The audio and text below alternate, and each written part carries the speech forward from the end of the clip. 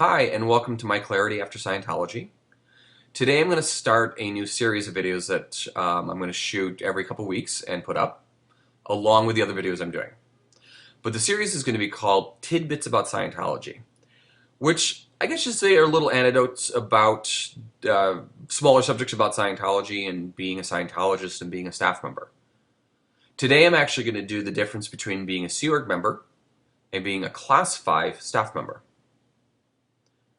Now, I was a Class 5 staff member. I've never been in the Sea Org. Not qualified to be in the Sea Org either. But I've had enough experience with working with the Sea Org to know what the difference between a Class 5 staff member and a Sea Org member is. Okay, so a Sea Org member is, in Scientology, one of the most coveted positions to be in. They sign a billion-year contract. They are responsible for the delivery of upper levels of Scientology, meaning the OT or operating Thetan levels of Scientology. They're going to work in the advanced organizations for delivery. But they're also, and more importantly, they are managers. They set up or represent management all the way up to international management. On the side is supposed to be RTC, down to the Continental Liaison offices, which are continental offices. And see if I can remember all of them.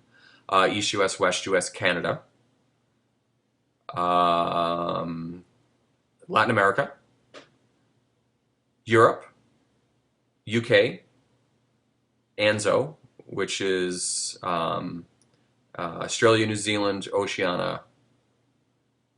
Forgot this. Yeah, Australia, New Zealand, Oceania, which is Australia, New Zealand, and the Orient, or the East. And then you have South Africa. I think I got them all. Okay, so again, their main thing is to take care of the higher levels of Scientology. I guess is probably the best way to say it. The Sea Org started in 1967 or 1968 aboard the ship called the Apollo. L. Ron Hubbard left, and I'm doing a very quick history on this. L. Ron Hubbard left St. Hill Manor, which he built what is referred to as the St. Hill, the model of all of the Class 5 or Churches of Scientology. Biggest booming organization Scientology has ever seen. And I stress, has ever seen.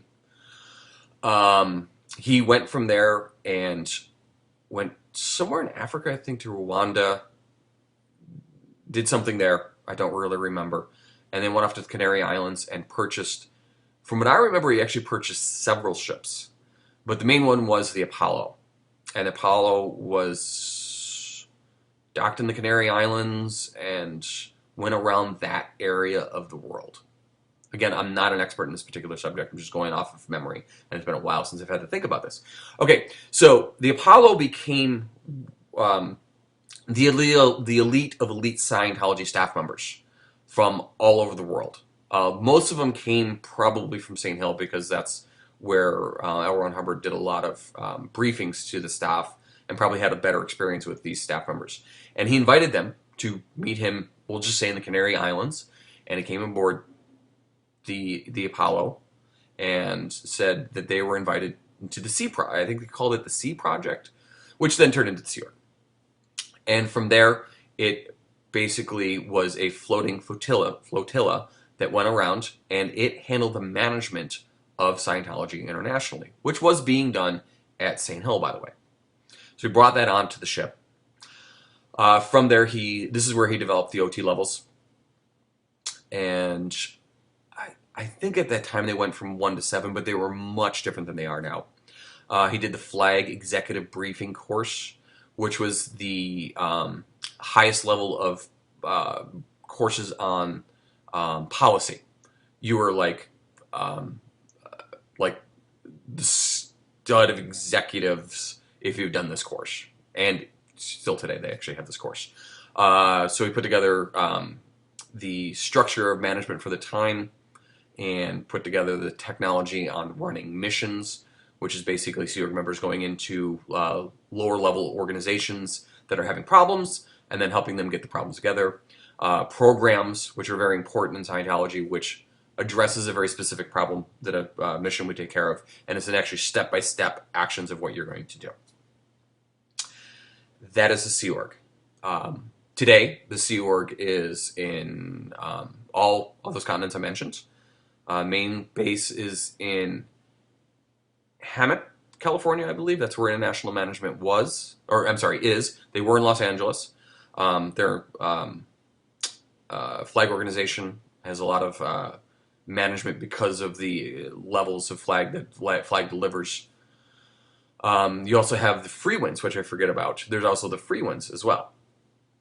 So Sea Org members are entrusted with this delivery of the upper levels as well as running Scientology on an international basis. Now below the continents are the Class 5 orgs, and there's also missions, which we can talk about another time. So you have the Class 5 organization, which is the capability of delivering from the bottom of the bridge up to clear. Class 5. You can become a Class 5 auditor. You can learn how to deliver new aerodynamics, and you can make somebody clear. And you can either audit from there, or you can, let's do the other side of the bridge, train to there. Okay. Sea Org members receive, it's supposed to be $50. Now, I'm going to say something about this because I worked on a treasury project when I was at Flag. When I worked, I did my work study, meaning my organization didn't pay for my birthing, so I had to work. Part of my schedule had to be working to exchange for what the org was not paying.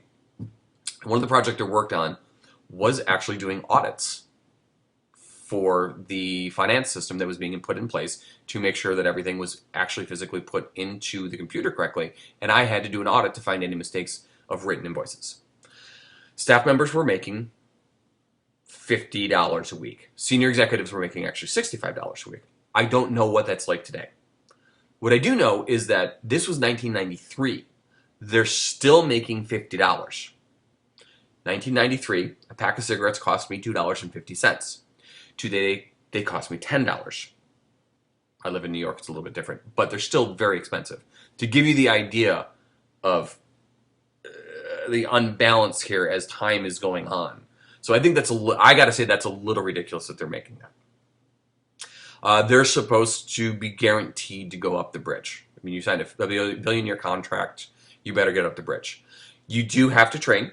For your post, you have to get what's called mini-hatted or fully hatted, which means you've gone through all the policies on your position. Upper management people, meaning the upper management people, are probably going to be more extensive. They're going to have to do that Flag Executive Briefing course before they can actually go on to receive auditing and training. But once that's done, you can get auditing and training.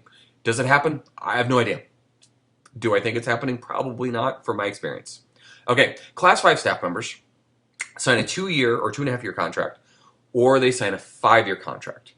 Usually when you join what's called the Technical Training Corps, which means you're going to train up as an auditor, course room supervisor, or word clerk, any technical delivery post, you initially have to sign a 5-year contract to do that. And then from there, after you're done with your training, you sign another 5-year contract.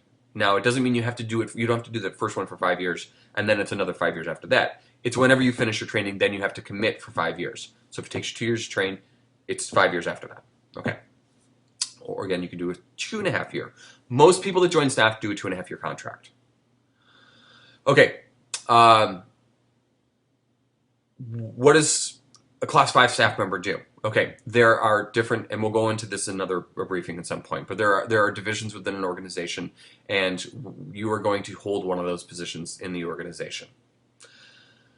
As far as training and going on studies, exactly as I said with the Sea Org, you, depending on your schedule, and depending on the organization schedule.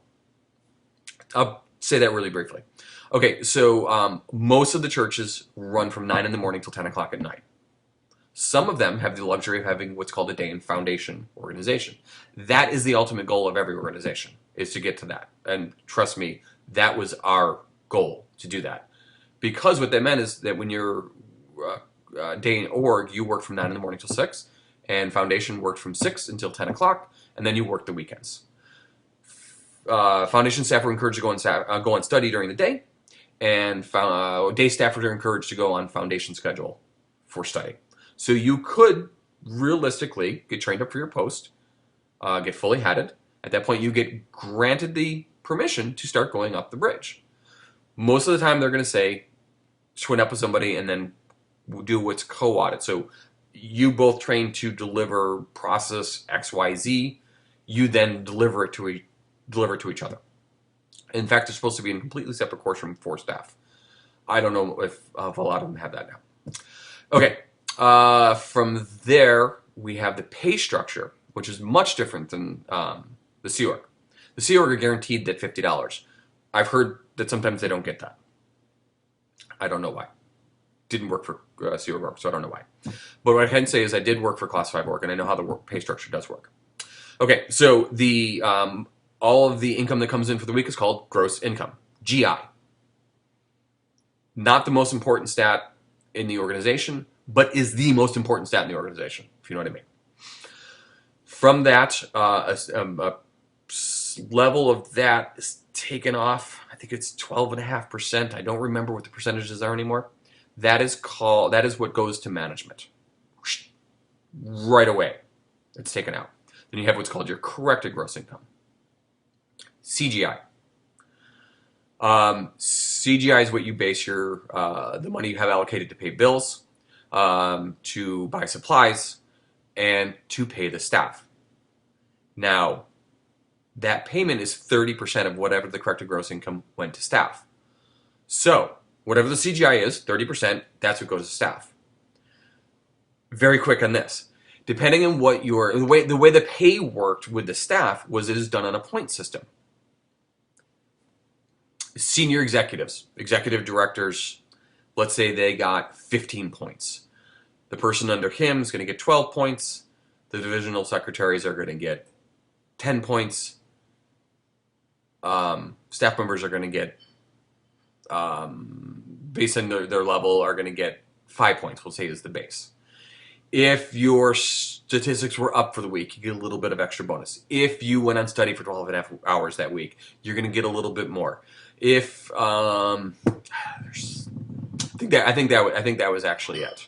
Auditors, if you made your 40 hours for the week, you got an extra bonus. If the case supervisor made a certain amount, they got a certain bonus as well. Okay, that's all. All those points are put together. They're split up. Then there's a unit price per each point. So based on your units and based on your points is what you got basically paid. It was fair. If you had a shitty week, you know, I've made $1 before. And I've made up to thousands of dollars actually before. Very rarely. The other bonus for staff though are these. You sell books. You get a percentage of the book sale. You sell a meter. It's half that percentage, but a meter costs anywhere from $3,000 to $5,000. So that's a lot of. I mean, that is a lot of money. So staff are encouraged to always sell books. I sold lots of books all the time. There's also when you had the IS come, the International Association of Scientologists. This is the fundraising activity of the church internationally. When they came in, you got a bonus of like 10% of whatever the staff brought in. That didn't get put into the income. That got put into the staff's pay. That 30% from the corrected gross income got thrown in there. So we got paid from that. There was also if someone got into Scientology and they started moving up the bridge and then they went up to a higher organization or they went to the free wins. As long as the staff was responsible for helping getting that person to go, acted on what's called a field staff member, a commission would come in after the service was invoiced, meaning the person started the action. Not paid, but started the action, but didn't have to wait for them to complete. We would get what's called an FSM commission check, and that went right into staff pay as well. So it was always very encouraging when we had those Freeman's come in, IES come in, when Flag came, these were incentives for the staff. Those incentives pushed gross income. That's going to be a whole nother video. Okay, so I hope that clarifies some things. I've probably forgotten a few things, so if I did, if you want any question or you have any questions about those, please in the section below write any questions you have, and I will address them. And eventually, I'll do, if there's enough questions, I'll do like a Q&A type of set of videos. So thank you for watching, and have a great day.